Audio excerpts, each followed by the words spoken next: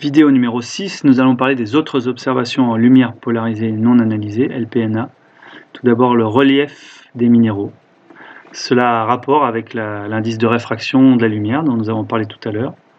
Plus cet indice de réfraction est grand par rapport à ses voisins, d'un minéral par rapport à ses voisins, plus on verra ses contours nets qui nous donnent une impression de relief. Voici une photographie qui montre 3 minéraux de la gauche vers la droite, un minéral avec un très fort relief, un minéral avec un relief faible, et un minéral avec un relief moyen.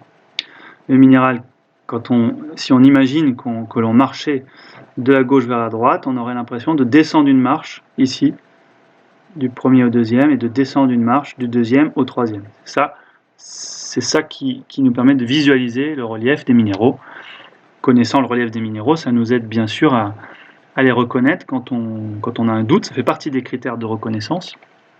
Je vous montre ici un minéral qui s'appelle le sphène, que l'on n'étudiera pas, mais qui nous montre aussi ce que c'est qu'un minéral qui a un très fort relief par rapport aux minéraux alentours. Parmi les autres observations que l'on peut faire, on peut voir des traces de radioactivité. C'est le cas du zircon qui présente une auréole de radioactivité.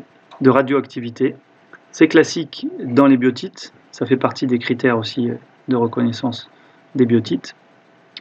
Nous voyons ici, à deux échelles différentes, une biotite avec ici au x40 des inclusions de zircon avec des petites auréoles qui seront elles aussi pléochroïques d'ailleurs de radioactivité. Si on zoome, on voit ce petit zircon avec cette auréole. Le zircon, au cours de sa cristallisation ayant incorporé dans la chambre magmatique de l'uranium, cet uranium étant un élément radioactif, se désintègre et brûle en quelque sorte le minéral dans lequel il est inclus. Alors je voulais dire un petit mot sur les zircons, parce que ce sont des minéraux importants.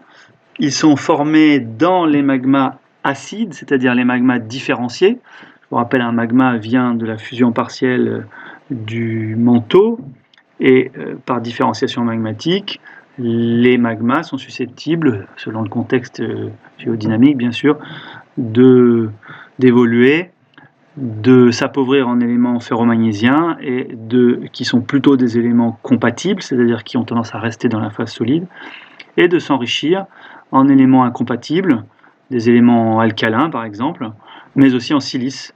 Ce qui veut dire qu'il y a un magma différencié et il est soit riche en silice, soit riche en éléments alcalins, pour le dire de façon très simplifiée.